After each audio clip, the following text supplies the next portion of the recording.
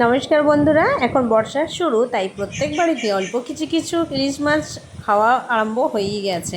তো আমিও বাজার থেকে দেখতে পেয়ে একটু মাঝারি সাইজ হয়েছে ইলিশ মাছটা, কিন্তু দামটা অনেক।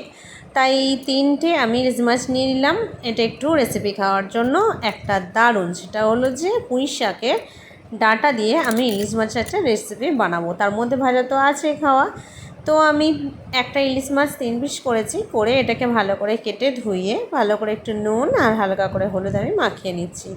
তো তোমরা ইলিশ মাছের অনেক ধরনের রেসিপি খেয়েছো, আমিও খেয়েছি। ভাপা, সর্ষে ইলিশ, তো ইলিশ মাছের পাতুরি, আরও অনেক ধরনের রেসিপি। কিন্তু এই পুঁই শাকের ডগ দিয়ে বা ডাঁটা দিয়ে ইলিশ মাছের তরকারি অসাধারণ খেতে লাগে, অসাধারণ।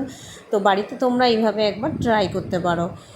তো আমার নুন হলুদ মাছে মাখানো শেষ। এরপর আমি কড়াই তেলটা দিয়ে, তেলটা গরম হতেই ইলিশ মাছগুলোকে দিয়ে দিচ্ছি।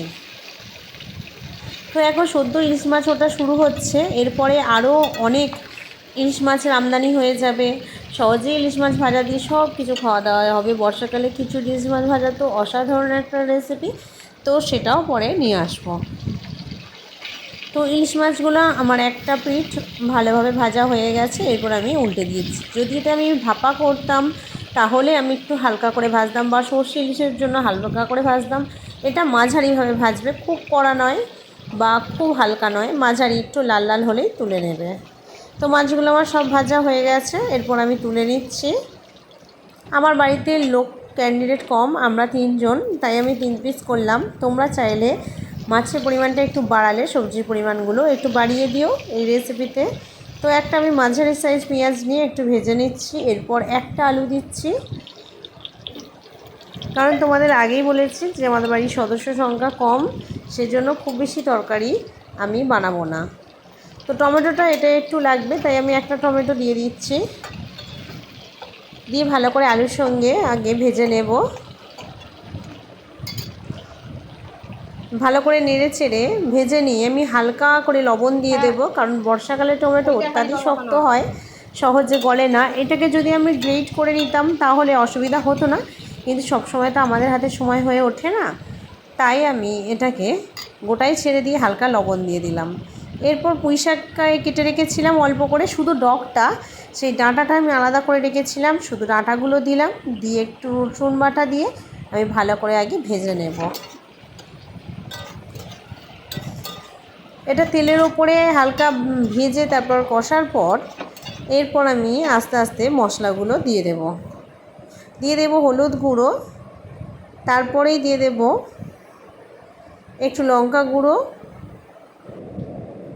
তো লঙ্কা গুঁড়োটা আমরা স্বাদ মতো যেমন ঝাল খাবো সেই রকম দিলাম, তোমরাও সেভাবে দিও। পুঁই শাকের যেহেতু একটা তরকারি বানানো হচ্ছে, হালকা একটু রিচ হলেও টেস্টটা দারুণ হয়। নিশ্চিন্তে তোমরা চোখ বন্ধ করে ভরসা করে রান্না করে দেখতেই পারো। এরপর আমার যে পুঁই শাকের পাতাগুলো ছিল সেগুলো ফেলবো না, ডগের পাতাগুলো আমি নিয়ে নেব, কারণ এই শাকগুলো একদম কমে একটুখানি হয়ে আসবে। তোমরা চোখের সামনেই দেখো, মনে হচ্ছে এতটা শাক, কিন্তু খানিকটা কষার পর তরকারির মধ্যে একদম কমে চলে আসবে। ভালো করে কষে আমি হাফ কাপের মতো জল দিয়ে দেব, দিয়ে আরও ভালো করে এটাকে কষে নেব। তো দেখো একদম কমে গেল, দেখে মনে হচ্ছে কি অত শাক ছিল, একদমই নয়। তো ফাইনালি আমি জল দিয়ে দিচ্ছি।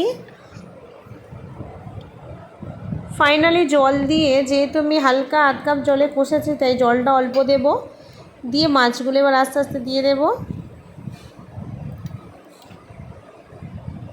মাছগুলো নাড়িয়ে চাড়িয়ে প্রায় 10 মিনিটের মতো একদম লো আঁচে দিতে হবে, যাতে ডাঁটাগুলো সেদ্ধ হয়। তো দেখো আমার ফাইনালি তরকারি কমে এসছে, একদম হয়ে গেছে তরকারি। এরপর আমি নামিয়ে নেব।